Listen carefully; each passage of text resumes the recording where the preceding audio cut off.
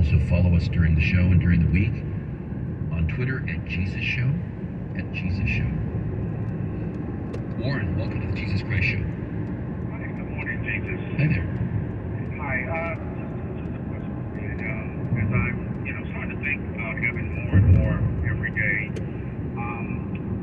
as this place, of course, is unimaginable beauty and love and all of those things that we were taught over the years about it. But the question I have is, and it relates to just a brief story. I had a brother who passed away a number of years ago in prison, and for all intents and purposes, was just not a good person. Hurt a lot of people. Spent more than half of his life in prison. Died in prison. And as I'd like to think about heaven again, is having all these thoughts. And obviously, like I said, with my brother not being a good person at all, he was still my brother and still loved by me and the entire family. And when that day comes, and hopefully as a family, we're all in that special place together, understanding the possibility that, let's face it, he just won't be there. And if heaven is a place without regrets, without sorrows, and all of these things, how can you not feel the regret? How can you not feel sorry?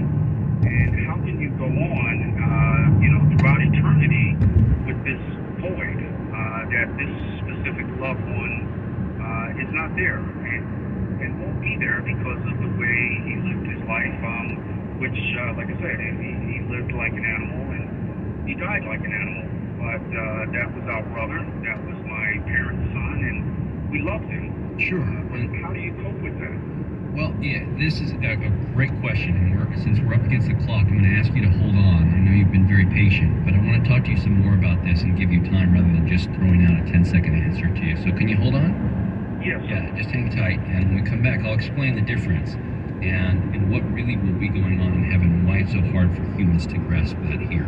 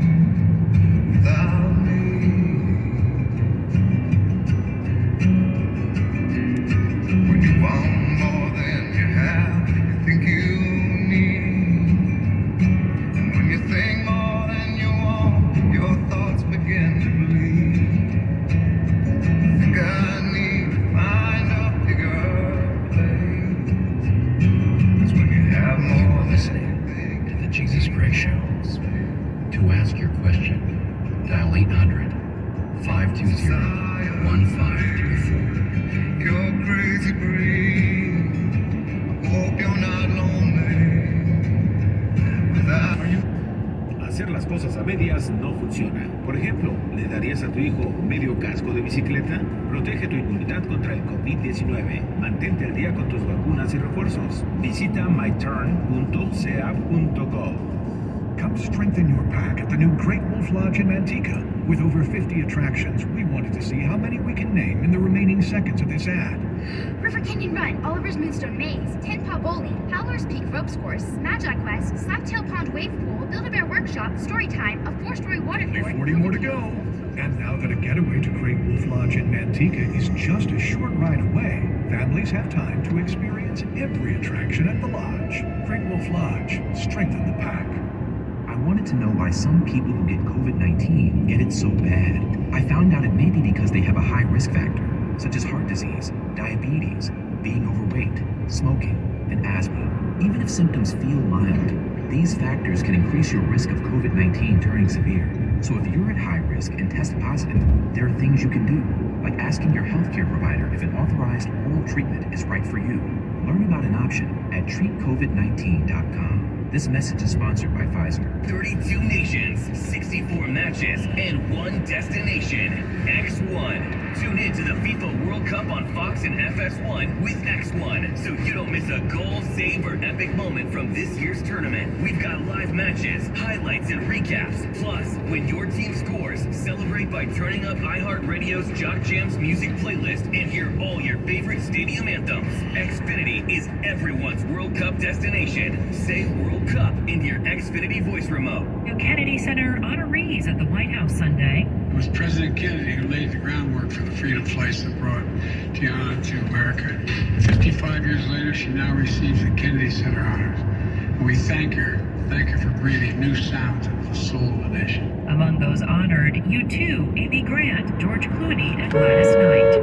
Well, inflation is at a near 40-year high, but people are spending money as the holidays arrive. Richard Thalheimer of The Sharper Image on Fox News Live. This will probably prevent a hard recession and cushion the blow if we do go into recession next year. Barry Bonds, Roger Clemens, and Curt Schilling all passed over for induction into the Hall of Fame this weekend in favor of slugger Fred McGriff. America is listening to Fox News.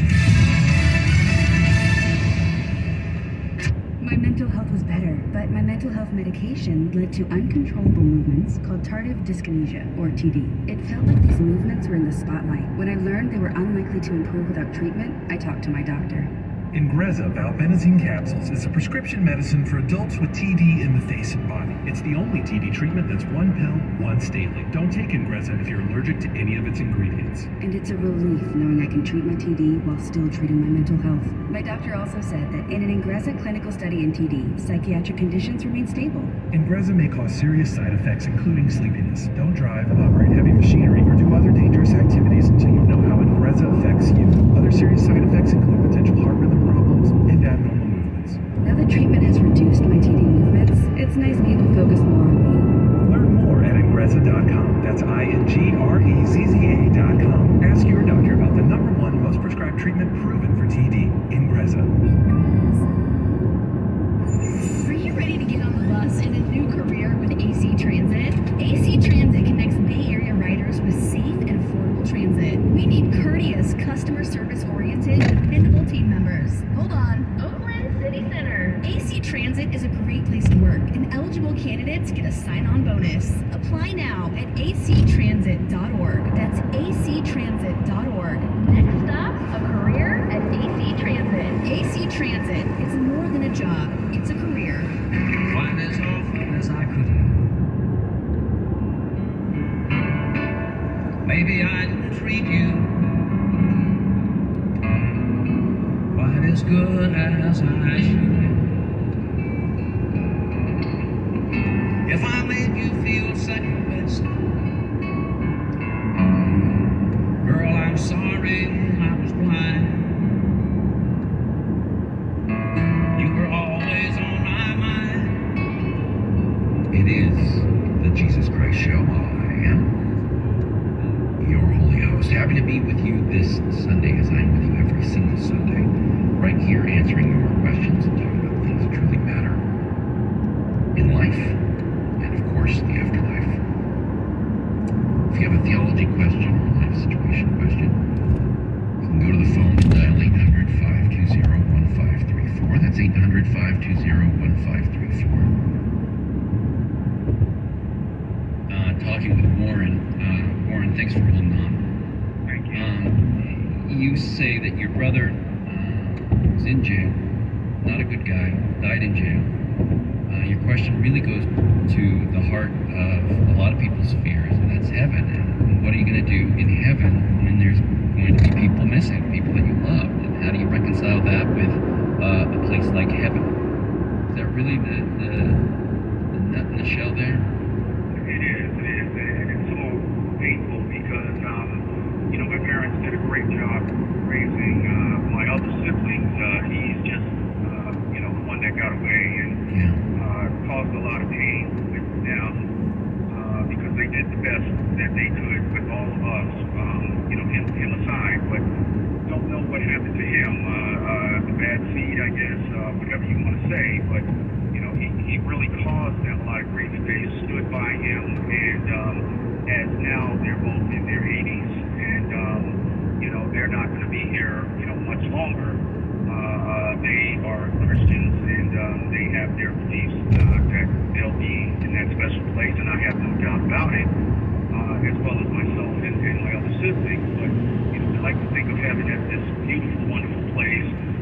When I get there one day, I'll meet the grandparents that died long before I was born, and we'll all be together and we'll all be happy. But there's this one person that is not going to be there. If it was anyone other than my brother, if it was a neighbor or something like that, I would say, well, I know where this person is. No doubt about it. They're burning in hell because of the life that they lived and the pain and suffering that they caused on others. But because it is my brother, I'd like to believe that there's some hope that God had a plan for him, as hard as that is. Imagine, because of, like I said, the pain and suffering that he caused on others. I'm sure God wouldn't want that on anyone. But, how do you cope with that if heaven's this place where there's no sorrow, no grief? How do you not feel that? And this is really about applying very human traits and beliefs and feelings to heaven. In Revelation 21, it says that he will, speaking of God, he will wipe every tear from their eyes. There will be no more death or mourning, crying, pain, for the old order of things has passed away. Now, the old order of things passing away is really an important part of that, just as much as the wiping of the tears and so on. Years ago, someone called up, I don't know if they were trying to stump me or something, called up and said, I've got a riddle for you. And I said, okay. And the riddle was, where are the two places where there are no hope? And I replied quickly that heaven and hell. Hell, there is no hope because there's nothing that will satiate. There's nothing that will quench your thirst. It is the full absence of hope is what hell is. And heaven, because there's no need for it. It is the fulfillment of hope. So you've got this place that's unique. You can't compare it to any other experience. But what I do want to do is apply some understandings that you have here on Earth. One, you can't know where your brother is. You can guess, make a very good educated guess based on the life he led and who he was, but no one's there in those moments of death, for one. And for two, a moment to God is longer because God is outside of time. So the things that to you might be the blink of an eye can be a lifetime to God to experience or extract that moment needed for somebody to fully see and understand. Because heaven is not about ignorance. Getting to heaven or hell is not about ignorance. It's about acceptance or rejection. So it's not, well, I didn't know it was really like that, and gosh, now I'm missing out. It won't be like that. It's people are saying, no, I don't want to spend time with you here on earth. I don't want to spend time with you in heaven. Heaven is not just a bigger, better, prettier, in your case, Tampa, Florida. It's not just home like that. It's beyond that, and it supersedes and transcends all of those understandings. It's not just a homecoming between you and your family. It has nothing to do with that. What it is a homecoming between you and your maker, and them and their maker. And in that case, you're all equal. You're not just family members to one another, you're family members to the whole. Yes, so imagine this. When you see those pictures, paintings, whatever, that are moments captured in time from wartime of people coming home. And some of them are so iconographic that you could see them right now, the sailor in the embrace with his girl. And they're holding each other. Now, this is after wartime and the experience of heinous things. Now that moment will subside, and through the realities of life, the loss and the things that they saw will slowly seep in. But in that moment, that pure moment of wrapping yourself around another human being that you loved and missed and were happy to see in a way that you can't explain, to people that have been separated for years by strange circumstances, a mother and child who have been separated via certain circumstances. When you see them come together, there is no one else in that room, there is nothing else in existence except that moment of being reunited. That is heaven. It's that moment. It's not what comes after, it's not any of it, it's that moment of being reunited with the Maker.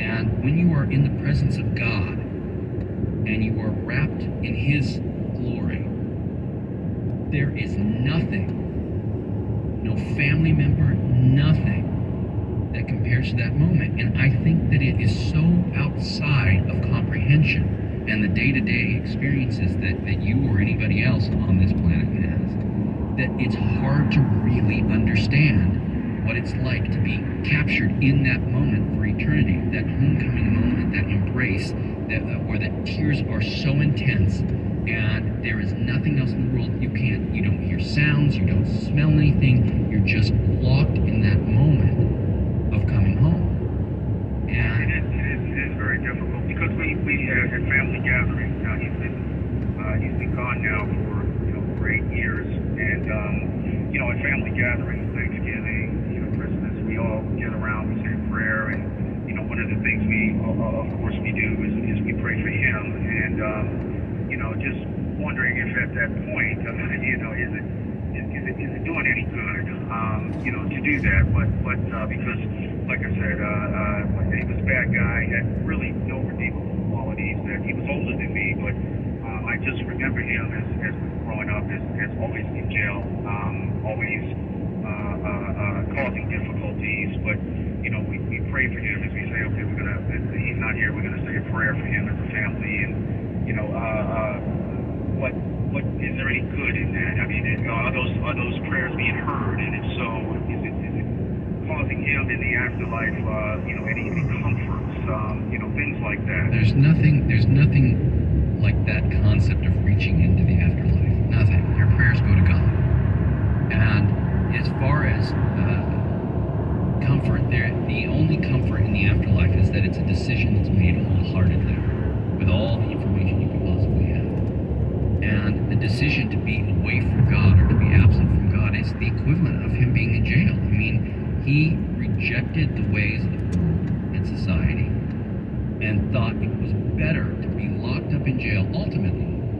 Even though they don't want to get caught, cons still know that is a huge possibility and likelihood that they will at some point end up in jail. And that was still a better plan than being in the world the way everyone else was. He made that choice. So likewise, it's that way with heaven and hell. That it's people who say, I just don't want God. I don't want to be a part of it. I don't want to be accountable to it. I want to live the way I want to live. I want to do what I want to do. And if that means being away from God for eternity, after this life, so be it. And so they are. Now that is hell. Being absent from the salvation power of God is hell. Now, as far as whether someone can be saved after all that ugliness, all I have to say is that one drop of my blood on that cross supersedes anything that can be done by any man. So these people that say, oh, he's such an ugly person, I get that. And by human standards, understood. But the death on the cross, the death of perfection on the cross, the blood that was shed on that cross, and the resurrection to stamp that paid in full supersedes anything that can be done by man, no matter how heinous. The thing is that when someone goes down that path, it's usually down that path of rejection of God's will to begin with. They don't want to do things right. They don't want to. The laws of man, the Scripture says, have to be obeyed. So that's essentially the will of God.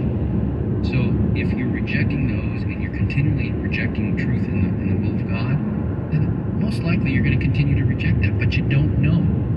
All you need to know is that, as harsh as this sounds, people don't grasp heaven, you won't care. It won't matter. It doesn't matter. And when you're there in the presence